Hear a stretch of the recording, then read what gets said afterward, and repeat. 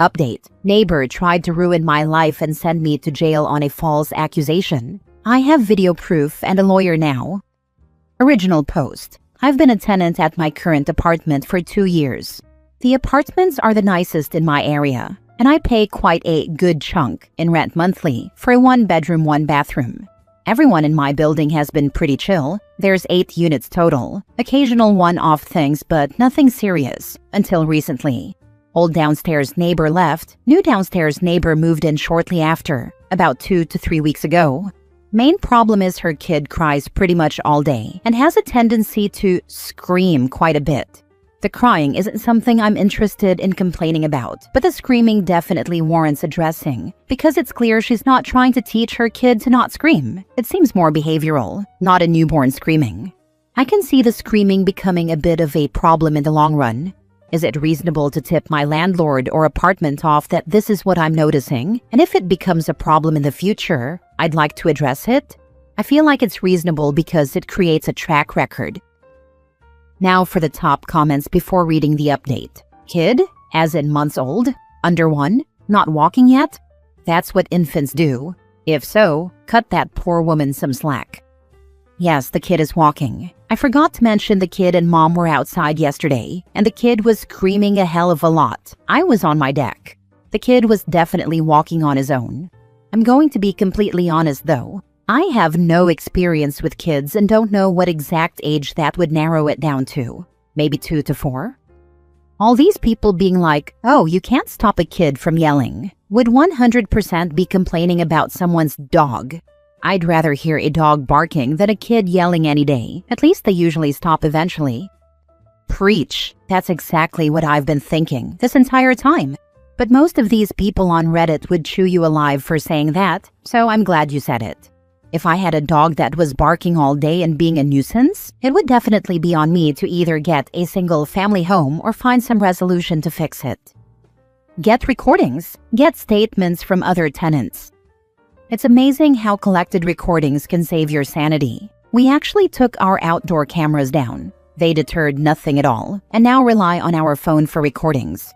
It actually works better because we can hide behind our curtains and record. Now for the update.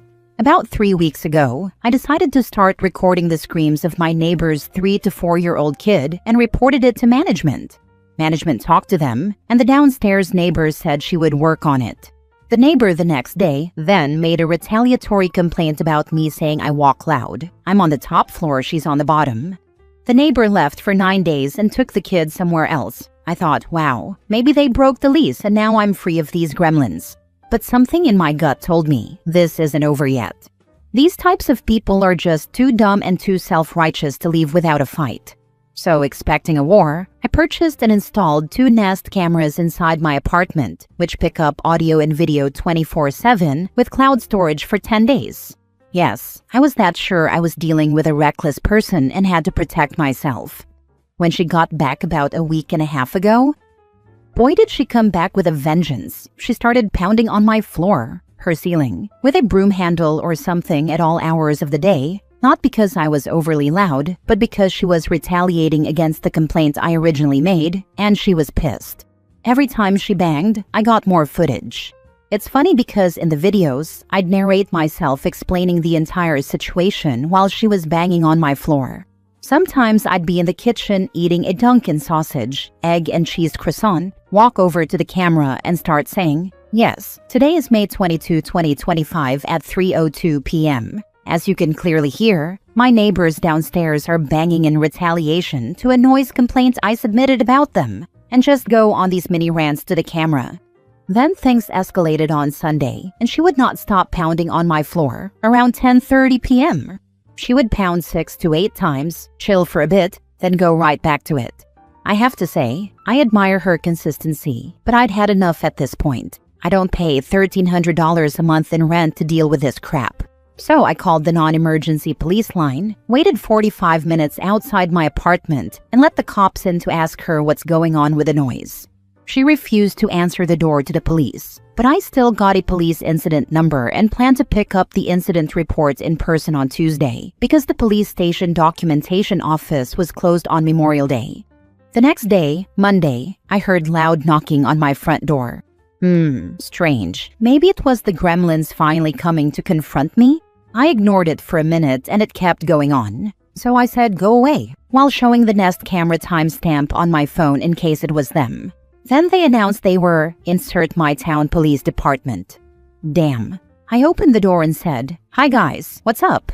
They said, we're here on a call regarding your interactions with the female downstairs. And I said, are you talking about the incident from yesterday? They said, no, this is about today. She called dispatch about you 5 minutes ago. Can we please come in? I said, no, but we can go talk downstairs outside the apartment if you'd like. And I left the door open so the police could see me as I got a shirt on and came down with them. The police asked me what interaction I had with her that day, and I said none. I've never talked to this woman before in my life, which is the truth. Then they said she called dispatch and alleged 1. That I was intoxicated, 2. That I had threatened her from my patio, 3. That she was a single mom with a kid, and 4. That we had a relationship together. This is a domestic dispute setup. I showed the cops the video footage of what I was doing for the past hour, literally chilling with my cat, giving him belly rubs and tidying up, recorded from 2 angles. They let me go in 5 minutes. On Tuesday, I went to the police department and got copies of both police incidents, as well as her full name from the incident. I also contacted a friend who is a county prosecutor and retained him as my lawyer to start work on a cease and desist letter. He mentioned she tried to set me up for a domestic dispute because our county has a rule where, if it's a domestic dispute, they can hold you for a minimum of 24 hours. I then went to management and alerted them that they have a tenant who's been pounding on my floor, providing all documentation, written notes, videos, and police reports. They did not give a crap. They literally said, but can we just all have a meeting about this? I'm sure we can work it out. At that moment, I knew how screwed I was. I've been a tenant here for 2 years, pleaded my case for 20 minutes to prove my innocence and how bad this other tenant was, and their main reply was, let's all have a meeting together, hee. So I said, sure, I'll bring my lawyer. We're just going to have to ask her why she falsely informed police that I threatened her, so we can pursue legal action against her. That shouldn't be a problem, right? They replied, oh no. No need to pay an attorney just to come to this freaking clown show. Throughout the rest of the week, I've barely been sleeping, maybe 2 or 3 hours a night. I'm just afraid of her saying something more extreme this time, like he's drunk and has a gun, and the cops kicking my door in and ending my existence. But all evidence is on my Google Drive shared with my lawyer, my family, and an ex that I'm on really good terms with. I've instructed them if I do get jailed or swatted over this, to sue everyone into oblivion. I've provided so much documentation, they'll have a strong case. My lawyer finished the cease and desist letter, which I'm sending to the gremlins below today via certified mail. Then I'll be pursuing symbolic damages via small claims, suing them for $5 for 5 different reasons, $1 a reason, then building a bigger lawsuit against them. I'll also be attempting to work with the police to get a charge against them for false informing. I have promised myself, and whatever entity is out there in this universe, that I will make this woman desolate for trying to ruin my name, frame me for something I didn't do, and potentially have me harmed by police. If it's the last freaking thing I do, I will pursue this to the furthest realm civilly and lawfully. For now, I am fully prepared to move if she does not move by the end of next week, since management is not doing anything. Your property managers suck and are knowingly allowing harassment and possibly endangerment. Bring your lawyer to talk to them too. Yeah, they're manipulative and idiotic.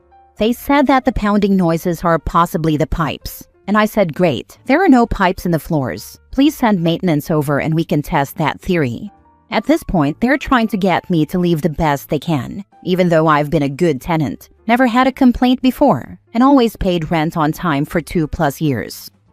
They get you to leave, and the next tenant above this monster of a woman may not take such a relaxed approach. Agreed, it's a highly risky situation for all parties. But all these idiots in management are concerned about is keeping both units filled and paying. Aside from that, they genuinely don't care about anything. I would go above the property managers. Find the owner. There's nothing worse than a pissed-off owner who is paying a company to manage their property and they have to intervene. Even if the property manager is on staff? That's actually a solid idea because I've got to escalate this somehow. I would not sue 5 times for $1 each. That makes you look petty and unreasonable. File for a restraining order. When she violates it, she can be arrested and you can file for contempt. A cease and desist letter is a waste of time. It's symbolic damages to establish a trail in small claims. I still have the option to pursue a bigger lawsuit in the future. A restraining or protective order is highly unlikely to work, but I am filing for one today. The problem is, I don't have anything directly linking her to me, as we've never directly communicated, so it's hard to win. But I am hoping it works. Next story. Am I the a-hole for telling an autistic person that their disability isn't an excuse for not paying for services rendered? I work as a server in a restaurant. A couple of nights ago, I had a couple in their 30s come in around 2 a.m. As I took their order, the husband mentioned that all the food had to be on separate plates for his wife, as she is autistic and will not eat foods that share the same plate. They then proceeded to order. She wanted a kid's meal. However, restaurant policy states that kids' meals can only be bought for kids. I explained this policy and that everything on the kids' menu is available to adults for a slightly higher price. In total, it came out to about $1.50 more. The husband agreed, and I sent the order to the kitchen. We were a little busier than normal, as it was homecoming weekend and we had lots of big parties. About 20 minutes passed, and the husband flagged me down and stated that his wife was having a panic attack and they needed to pay for their drinks and leave. I asked for 1 second to make the kitchen aware that their order was no longer needed, and he agreed. When I went to the kitchen, I was told the food was already prepared, so I asked for it to be boxed to go. I returned to the floor and explained that the food had been prepared, and I was having it boxed to go for them. The wife then stated that, because of her panic attack, she would not be able to eat.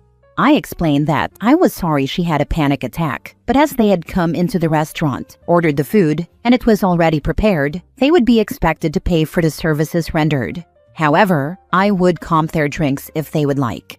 She then asked why she should have to pay for food she wouldn't be able to consume, and I simply stated that once the food was ordered and cooked, the company required compensation for services rendered, and that even if they were to stay in the restaurant and not eat any of the food and leave it at the table, they would still be expected to pay for what they ordered.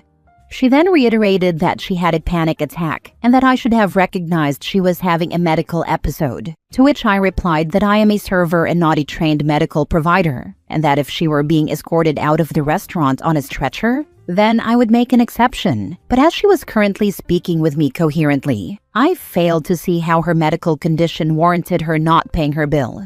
Today, I received a complaint they filed with our corporate office, saying that I discriminated against them by making them pay for food that the wife wouldn't be able to consume due to her having a panic attack induced by her autism. However, I would have done the same with any customer regardless of who they are. I actually think that making an exception for them solely because she is disabled would be a form of discrimination, as I would be treating her differently than I would treat others solely because of her disability. So my question is, am I the a-hole for not making an exception? Or did I do the right thing by having them pay for the food they ordered? So she had a panic attack but stayed in the restaurant to argue about not paying for her meal? That clearly was not an emergency. She sounds like a nightmare who is totally enabled by the husband. Not a panic attack. I've gotten them, and all I can think about is getting to a safe place, car and home, to let it run its course. My ability to argue with someone is nil because my brain is telling me to run away. Right? My panic attacks involve a lot of ugly crying, and I have no desire for anyone to see me, a middle-aged woman, absolutely melt down. My first instinct is, girl, run. The shame of breaking down in public like that would only make the panic attack worse. Info. What does your manager say? If he says you were right, then he should back you up. If he says you were wrong, then you fall all over yourself with apologies, skipping the obvious fact that you acted in good faith and learn about the revised policy. My manager agrees with me. Corporate says we should have just comped the food. Since you got written communication from corporate, presumably that's going in your file. Maybe you can ask your manager to put something in the file that A, you are simply going with policy, and B, he agrees with how you handled the situation, not the a-hole. Luckily, I wasn't mentioned by name in the complaint, and my manager didn't sell me out. Last story. Am I the a-hole for letting my ex-stepdaughter keep a love nest? I, 48 male, have known my stepdaughter Lana, 18 female, since she was 6 years old when I got together with her mom, my ex, 38 female. I pretty much raised her as my own for almost 10 years, until it turned out that her mom was cheating on me with her ex, 41 male, all along. We divorced and she got back together with him. By then, Lana was 16. Lana has never liked her bio dad. He only really cared about his sons, her older and younger brothers, 21 and 16, and at the risk of sounding biased, has always been kind of a douche. Even when he would come to take his kids for something, more often than not, Lana would want to stay with her half-sister Jenny, 13 female, my daughter with her mom, and would let the boys just go off on their own. When the split happened, and her mom moved back in with her bio dad, there was immediate friction. He doesn't like anything about her personality or beliefs, and he's very traditional when it comes to gender roles. One thing in particular is that while he lets his sons date as they please, she was absolutely forbidden, as long as she lived under his roof. Exactly such an argument came up not that long ago, shortly after Lana turned 18, and she basically threw her things into a few bags/suitcases and stormed out of the house, having one of her friends pick her up. She ended up couch surfing for a while until she asked me if I could help her out. She wanted a place to live, and I was happy to help her get on her feet. I let her move into a small apartment in one of my rental houses that was previously an Airbnb. She pays way under market rate, and I even let her skate a few times in ways that I know any other landlord wouldn't. She frequently has dates and friends over, and she obviously comes and goes as she pleases without any sort of curfew. Somehow or another, my ex and her father seem to keep tabs on her, and they call or text me to complain whenever she won't talk to them. She works and goes to a local community college, and I figure that she's an adult, and her time is her own. The place is a short walk from my house, and Jenny visits all the time, or Lana will even come over here. It's worth noting that I have primary custody of Jenny, and that she didn't want to move and live with my ex and her partner either. My ex-wife has said that it's weird and inappropriate that I even maintain any kind of relationship with Lana at all, and she's especially upset that I am, in her words, letting her keep a love nest and helping her flout her real family's authority. As far as I'm concerned, I have told her before that I will be here for her, and she's an adult and has the right to make whatever decision she wants. Not the a-hole. She is your daughter, blood or no blood.